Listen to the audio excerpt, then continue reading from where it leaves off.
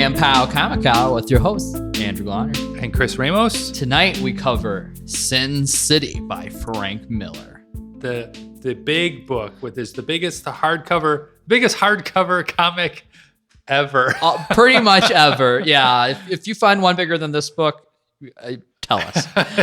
This is called Frank Miller's Big Damn Sin City. And there's even a caption that says, hot damn. Hot damn, this is huge. So why is this book so big? Well, folks, Frank Miller wrote a lot of stories, and this completes the whole thing. And for once, they took, I think they did it as half of a joke. Like, they just took every Sin City story and smashed it into the biggest volume it could. I mean, this is like a dictionary. It's bigger than dictionary. Yeah, it's like, we joke about it's the phone book, but it's bigger than the phone book.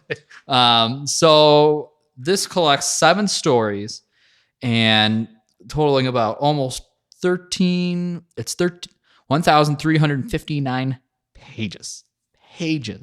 So pretty good. It's pretty big. We reviewed Injustice a few. Yeah, so I guess collectively, if you smash those 2 books. Yeah, I mean, Injustice was like 1,100 pages each, sure, but even 1,100 pages is big. This is the big one. Yep, and you're just carrying it all. I wonder how much, if I put it on a scale, how many pounds it would be. Good question. We'll put that in the Facebook post next to an apple or something. Right. But this is Frank Miller's passion project. I think that's fair to say. This was off the back of his Daredevil run, which was in 1980 through 81 through 83, and then Dark Knight Returns, which was in 86. And that one, the Batman Dark Knight Returns, I mean, aside from Daredevil kind of like everyone woke up and noticed him, Yeah. But Batman the Dark Knight Returns, of course, is like always considered the most influential Batman run and the most influential comic of the 80s. And it's got every reward you can think of. So Frank Miller really showed that he can take a character and make them memorable, right? Yes, even and if they were already really here. turn every this character on its head. Figure out, deconstruct this character, and seeing what makes him tick, what makes him like fight through all the pain and suffering, and what makes him just incredible and makes him matter.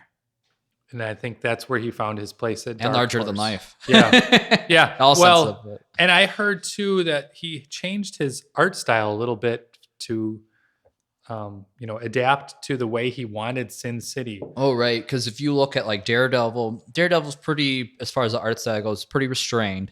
Yeah. And then, but he had Klaus Janson with him, I believe, on that one. And he wanted to fit into what he at the time was considered the comic book mainstream look. Yeah. He wanted to show off his writing prowess and just make Daredevil, instead of this hokey like superhero that's blind, just really just take it apart, make him go through hell. Yeah. And that's exactly what happened. Everyone realized just how much punishment Daredevil can take. Yes. He still endures that to this day. And thanks to, writers like Frank Miller, who really set that tone to it. And so now we, go a little forward from the 80s and we go into 1991. Sin City was published as a Dark Horse Presents in their own like magazine they had going. And they started serializing some of the stories. And Dark Horse, since it was outside of the big two, and it was outside of the comics code, Dark Horse could have very adult themes and very adult language and very adult this is like post-comic code, things like that. Yeah, they're outside of the comic code. Yeah. Dark Horse was always considered an indie publisher, but when they pull big names like that, that's like pulling Tom Cruise into a low budget movie. Right. I mean, it's like people notice that they're like, wow, they got Frank Miller doing this now. Yeah, and big name. It's a Frank Miller project. He wrote it and did all the artwork. Right. So it's his thing. So, and then the other thing that's very big before we dive into the guts of this book is that this is a black and white book. And this is our first one we reviewed on this podcast. So it was very cool to go and read something like this. And that, again, was just, it sets this odd tone for the comic because I know that it was remastered a tiny bit to put into this Omni form. Yep. I mean, it's been in a trade back in 95, but, and sure, I guess this year they're actually coming out with deluxe editions of like The Hard Goodbye and The Dame to Kill For and things like that. So they're going to start breaking this down a bit. So it's a little more digestible for other people. Yeah. People who don't like to live phone books for a living. And it is, the blacks are black. Well, yes. Straight. Yep. There is no gradation. It's a very unique style for black and white comic. Like, it's not super like penciled, I guess, or whatever. Yeah. Like it's very ink pen. Ink. Yeah. A lot of inks. And he just takes in the black and white format and really uses it to its advantage. And, you can show like grotesque, and you can show all this blood and the guts and the toughness and the pain, but he's doing it through black and white. And it always feels like there's some sort of, artists will take like, where is the light source? Where is that coming from? Yep. But for this, since it's the absence of it, it's in Sin City. Yeah. There really isn't a light source per se. It's just almost feels like everyone has a spotlight on them. Yes, like, I will say that. Really strong in one direction, and it just bleeds everything out. So it kind of gives, I don't know, it gives a little imagery to the actual city itself. Sin City, right? You get from the stories in here, you get the idea that it's in the desert. It's out west. Yes. They talk about not being much rain, and it talked about just being a dry place. And of course, there's always more happening at night and in the shadows. It's a crime noir based city, and the time setting. It's not super like in the past, but it's like a modern day ish, like the 90s, stuff like that. Yeah, it was probably the same year he wrote it. Probably just kind of seeing what was going on around him, And the way that his artwork is, you get the idea that, sometimes when you see movies or art, whoever's in white is usually good and whoever's in black is usually bad. Everyone's just sort of, sure.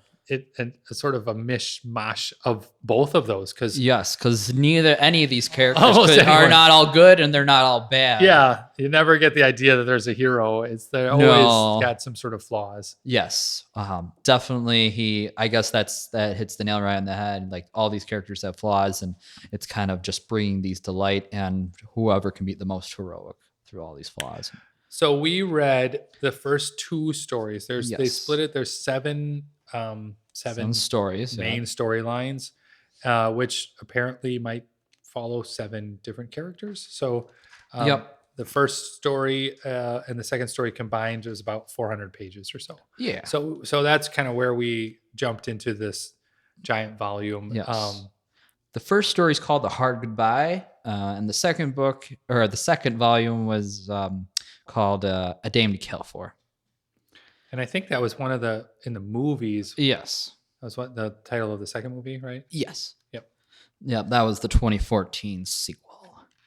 And so, I guess jumping into it, The Hard Goodbye. It's all based around this character named Marv.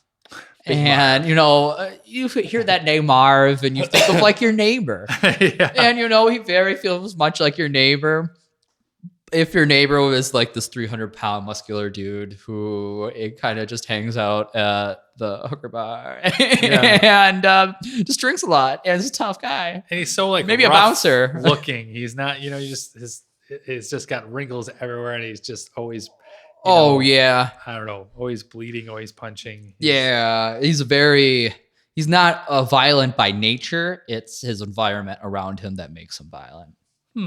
Yeah, okay. I was going to say, Sin City sort of you could give the argument that Sin City is attracting these people. Yes. That the city itself is sour, and it feeds on that. But it kind of twists his, his morals and tests his morals like all the time, and sometimes he just doesn't take it. So he just throws them out. It seems like out of them. Everyone does what they want in Sin City. The police are kind of they're bought out by these mafia groups and things like that, and it's kind of like they use them for like political power in Sin City. So it's not a very bright place.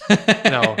And just about everyone, the nice thing too is when you're reading it, you do get the idea of like each story arc being unique, right? So like Yes. this character meets other villains and heroes and things, but everyone has their own unique look, and Frank Miller does that really really well. You Right. know, you don't feel like he's just sort of randomly coming up with characters. It's like he's really thinking about these. You know, what kind of person are they, and what would they be doing? What would their motives be? Sure.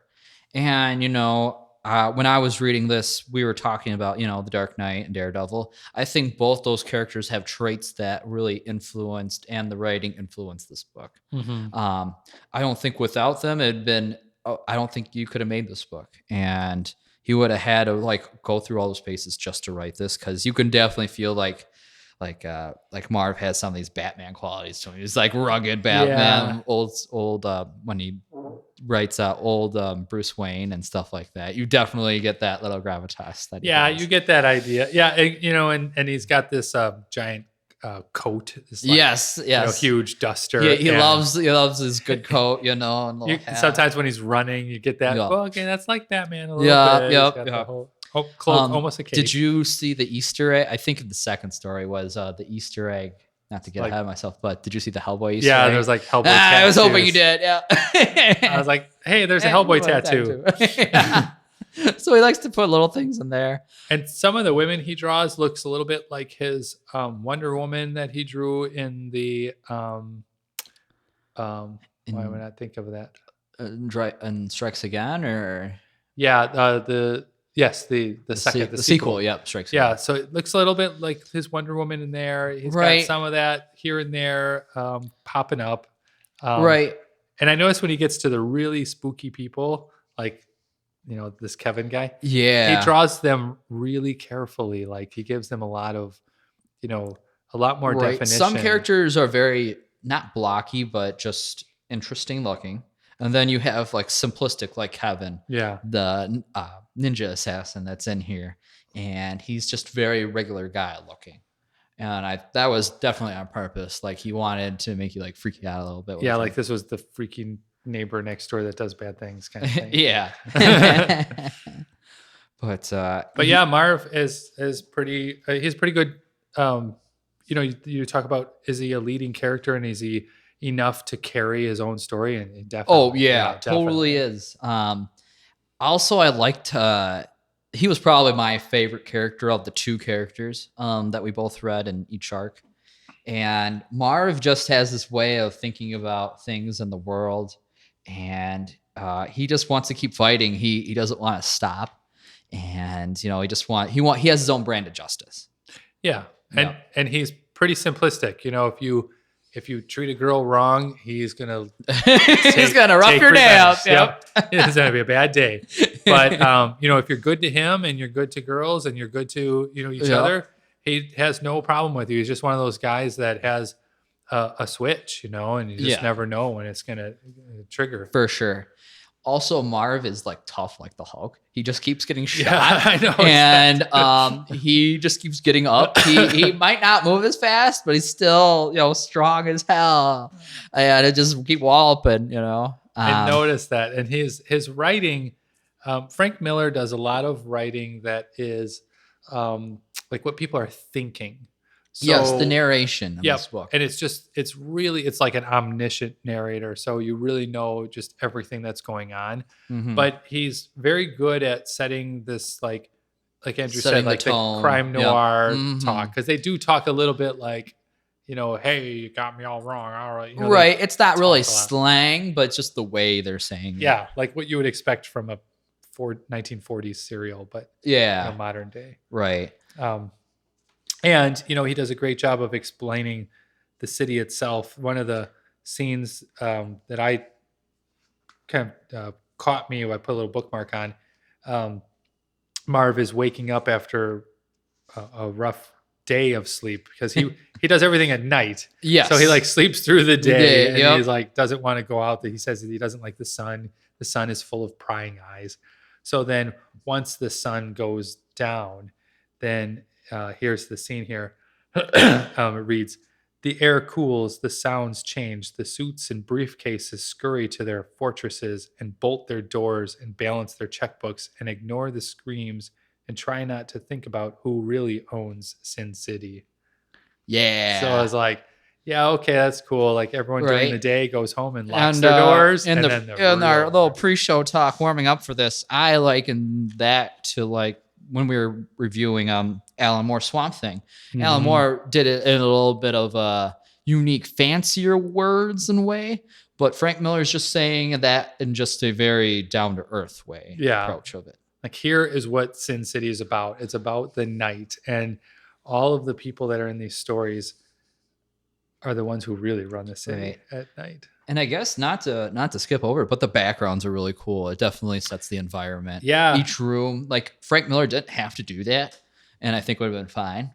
But I think the fact that they did really puts a really good sense of place in it. Kind of a time of day without, in black and white. It's just so bold. It's very bold. Yes. Every page. Some pages don't even have any words on them, but it's just like you have to or very few words. Yeah, it's the action scenes. Yeah, just pause and look, and you're like, man, he really is thinking about where is your eye going? What's the next panel? Where is this heading? No, I guess I'll throw this at you. Like something like this page I got here. Do you think he liked the look of like silhouette and was trying to play with that style? Yeah, I think he, what you look in the back too, like when he is at the confession or when he's just driving or something, he picks one element and he just takes everything else out. Yeah. So like when you're driving, he just does the light poles, or like when you're in a building or he does the skylights or the big cathedral windows and stuff. He picks one element and he makes it really bold. Right. And that just works. Or when he's in the alley, he just does like bold brick, right? So or like, when he's in the jail cell, it just seems like never-ending bricks, and you just yeah, very perfect, right? And it's very, not a lot of other people do it like this kind of style. That's true. Yeah, there's not. It's there. I mean, there's not a ton of other black and white graphic novels. It's not like they were doing them a ton. I mean, it's challenging. Mike Mignola could probably pull it off. A few other people, but not many. And that's probably why he put his little Hellboy Easter egg in here. Sure. Yeah. I bet he really appreciates Mignola's work. Yeah. So it definitely sticks out from the crowd, and definitely can tell that this is a passion project. But I guess like with the Sin City story in the first Hard Goodbye, the kind of synopsis of it was that Marv's girlfriend got killed, and then he finds out that there was more. It's a revenge story like any other crime noir story. Yeah. It's a revenge story, so if you like that, and he goes and tries to avenge his girl, yeah, to get some sense of justice and get her honor back and things like that. And as he's going throughout the story, he finds out there was more to his said girlfriend than there was to. Yeah. And it's not just like a random act. There's layers and layers. And that's where I think Frank Miller really shines, is he usually sets you up in one direction and then he throws a few more characters in that are new and you're like, why are they here? And then he throws a few more in. And he puts a little different, interesting twist on here and there and things like that. So and then he peppers in some violence and you're right. in, a little ultra violence. Yeah, man. It's like, okay, I'm in. This is cool. Right. And then I guess transitioning to the Hard Goodbye. It's very similar, but also a different perspective and different angle than the Hard Goodbye was. Yeah, I mean the first story, I liked that they brought the arc to a good solid end, right? Yes. Like you can't come back. Yeah, you're like, that was okay. That I see it went all the way from start to finish. Like, yes. I appreciate that. Mm-hmm. And then he starts his next arc, which is A Dame to Kill For. Yes. And so when I mentioned that, he plays with a different perspective, the leading guy, he finds out that his girlfriend is kind of like is playing with him. She deceives him. Yeah, he's like a private investigator. Yeah, to begin with, Dwight. Yes. So he already is just sort of privy to all this what really happens in Sin City. Yeah, he was a very outside looking in. Yeah, and they do a lot of foreshadowing on his character where they're talking constantly about, like he says, "Oh, don't let the monster out." Yes, I have to control myself. I have to Right. control. No drinking for me. And you're like, what's the deal? You're right, because as we mentioned in the other story, everybody drinks, everybody fights. Yep. There's not so much drugs that are like a big standout thing, but like the drug trade's like running, and you just and feel like it's there. You feel like it's there, and it exists in that world. But yeah, it does a really good job of setting up like a seedy environment without showing everything. Yes. So you get this idea that, okay, I've only been introduced to people who are not so good. Yes. So then you just start getting the idea that just like everybody is not so good. Right. Like, yeah. You're You're trying to find redeeming traits in these people. It's there. You just got to dig for it. Someone. I don't know. Someone. I haven't seen one yet. Right. But he does introduce a new character. And at first, coming right off of the first story arc with Marv, it is a little jarring to just go into a totally new story. Yes. Because, traditionally, whether you're reading novels or watching movies or reading comics, traditionally you're following one character. Yeah. So like a group of characters. Yeah. Like if you're reading a Daredevil Omni, or you're reading, a Spider-Man hardcover, or you're reading Hellboy, you have a main character. Yes. So it is kind of jarring a little bit just in this volume to say, here's the second story arc and here's brand new characters.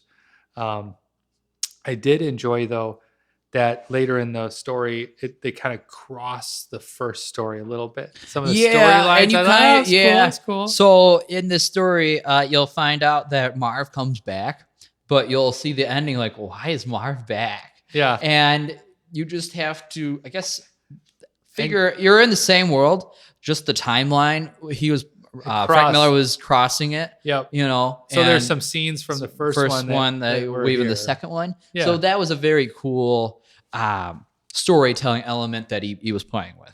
He probably didn't plan it like so far ahead. I don't know. It depends. I don't know. You have to ask Frank Miller how far he planned ahead. I went back and looked at the first story just to see when those scenes popped up here, to see if these characters were like in the background. Yeah. But they weren't. So I was like, all right. I thought that would be cool if you went back. I'm like, oh, they're just standing back there. Right. We could write a story about that. Yeah. But no, that was he was just taking memorable moments and saying what was happening in the background. Sure. And again, like we talked about, he doesn't put a lot in the background. So he could really just continue doing that. He could, and in some certain scenes, he still puts like the I don't know what do you call them, the excitement, like the bam pow, the squeal, the bang of the gun, the onomatopoeia. Yeah, he still likes to do that. And I guess my quote that I wanted to reference with this story was, and I guess the way Frank Miller describes the narration was when he's driving this car for the first time, this Mustang. It goes something like this. The Mustang shudders, angry, acting like the wild horse it was named after, begging to cut loose and show what it can do. I don't let it. I got the radio turned to some Lonely Hearts talk show, but I'm not listening one more time. I sort through the broken pieces of my past, and like always, they come together to form the same sorry picture. I think about all the ways I've screwed up and what I've give one clear chance to wipe the slate clean, to dig my way out of the numb, gray hell I've made in my life. I give anything just to cut loose, just to feel the fire one more time. Yeah, and that's like how all of it's written. Well done. I tried. Well done. Yeah, that's all peppered in there.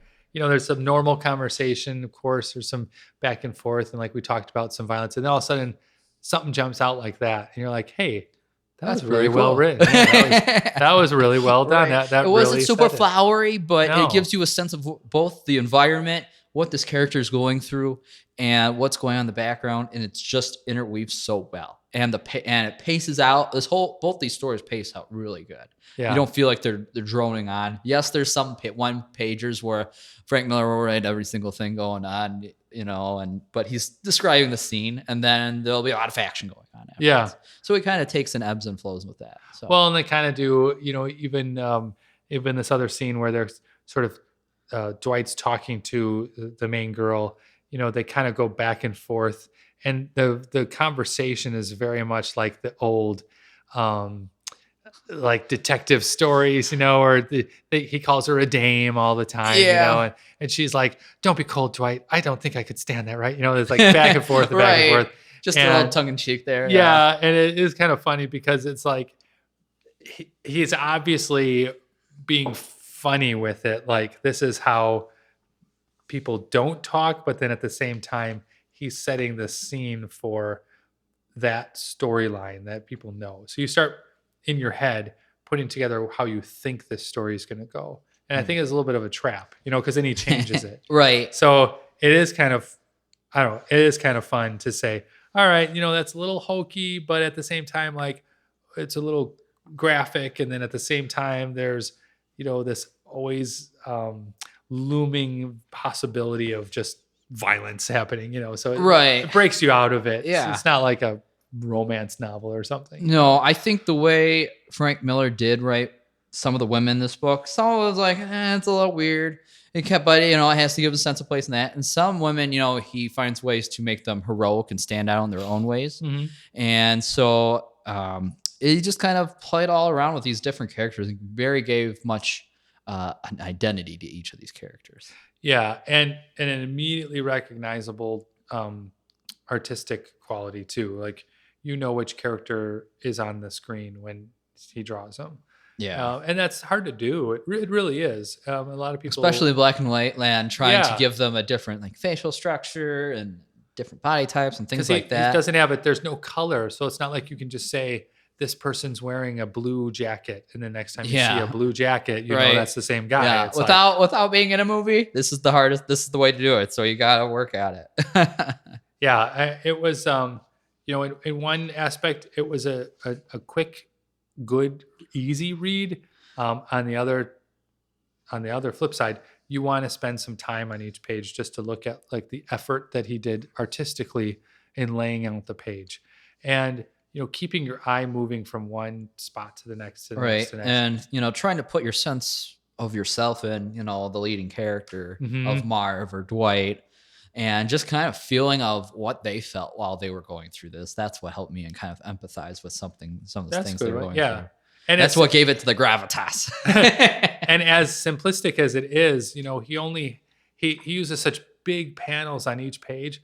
So some pages you only have 2 or 3 panels to like tell this whole story, right? Yep. So he makes big leaps, and one panel at the top of the page, they're driving. The middle page, they're parked. At the bottom page, they're in the apartment. I mean, he's just like moving the story along. Although I did appreciate that it was broken into like, I think 10 chapters for each story. Yeah, I thought that was cool. You had to pause. You had to pause and kind of digest what happened, and then you could keep continuing. Obviously, you could, or you could take a break, pause on it a little bit, and then come back. Otherwise, I think it would have been just too much. Mm-hmm. So I like the way he broke it up. And in the second story, he just fell in love with like blinds, like Venetian blinds. There's just like every panel has like some sort of graphic, all the windows have blinds, which, again, I guess maybe that's because they were, or I guess when he's doing like something like it's kind of like wispy. Yeah. It's like, I think that's how he's trying to describe like smoke, which was interesting. Yeah. That's what I was thinking of, or maybe like haze. Like the haze. Cause like he describes like the first time I walked into a bar one time, and all I know outside I have to get this fresh air before I go in. Yeah, I guess when they're in the clubs, they all have like it was hazy. It almost looks like whiteout like blobbed across the page. Like, which is interesting, I would want to look up some of his original artwork on this, because I don't know if it's just a matter of him doing pencils first and then doing like India ink over it, or is it just him jumping right? Because this is before digital. Yes, was a thing. Totally, way before. So it would have to be, I think, either straight up pen and ink, which even old school comic book artists would use whiteout. Like they would pull a line away, or they'd use some sort of white paint to just break it back down.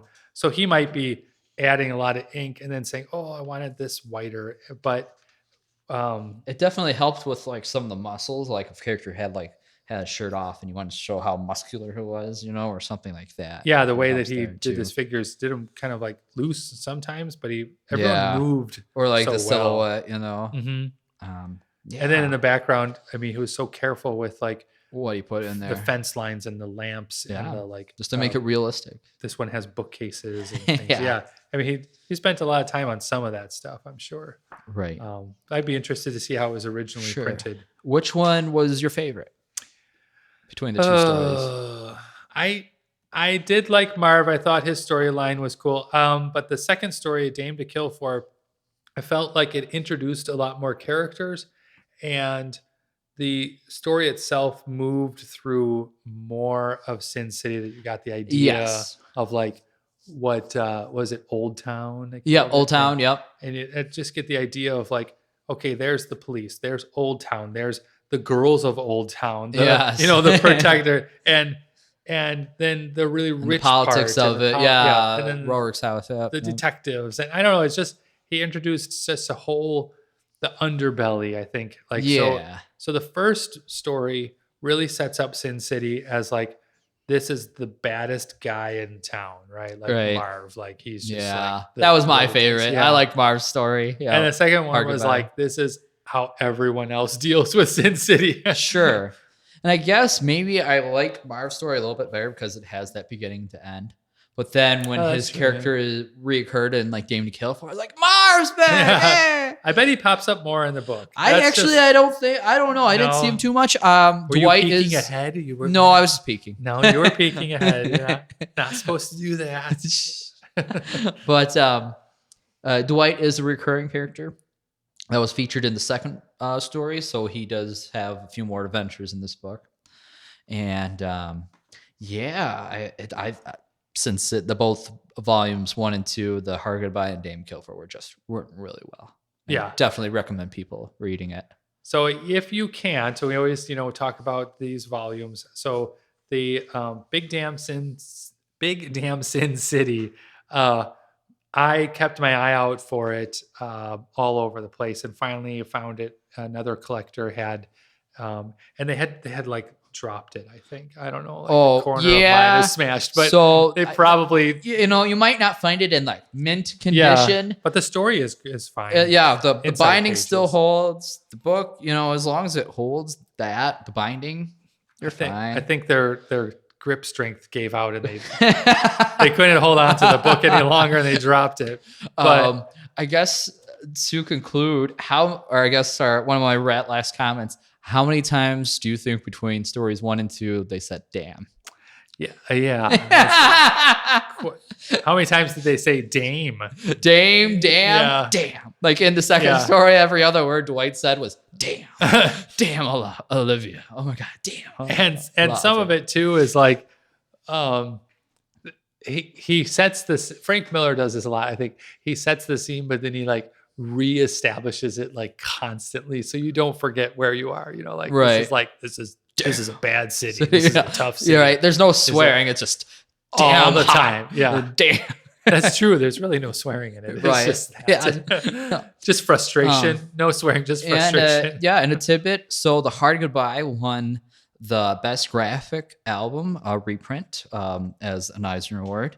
Frank Miller won the best penciler inker black and white publication for the Hard Goodbyes Eisner thing, and he won best writer artist for the Eisner for Hard Goodbye. That was in '93. That's when I was born. They were to date that. They're like heaping awards onto him. Right, Dame to Kill For won best limited series in '95.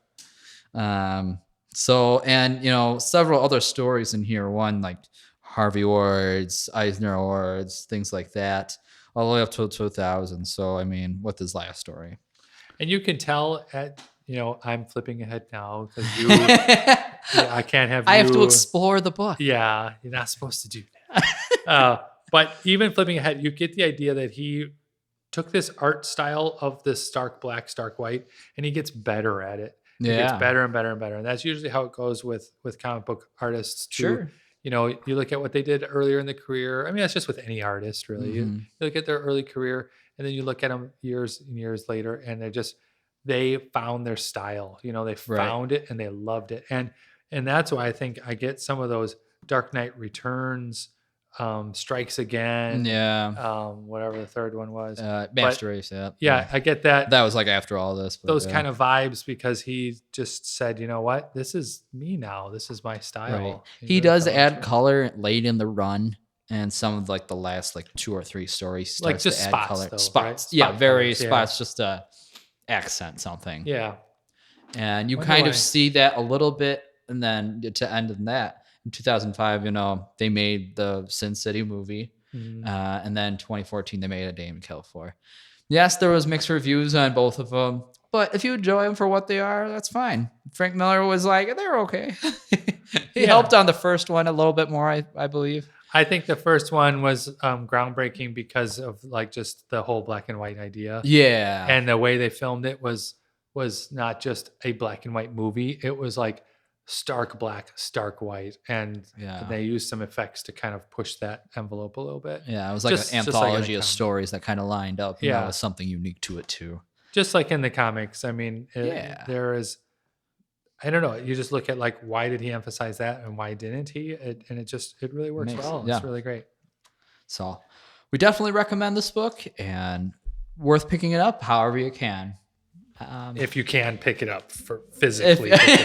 Damn, that's heavy. All right. This is Bam Pow Comic Hour with your host, Andrew Garner. And Chris Ramos. Signing off. Thank you.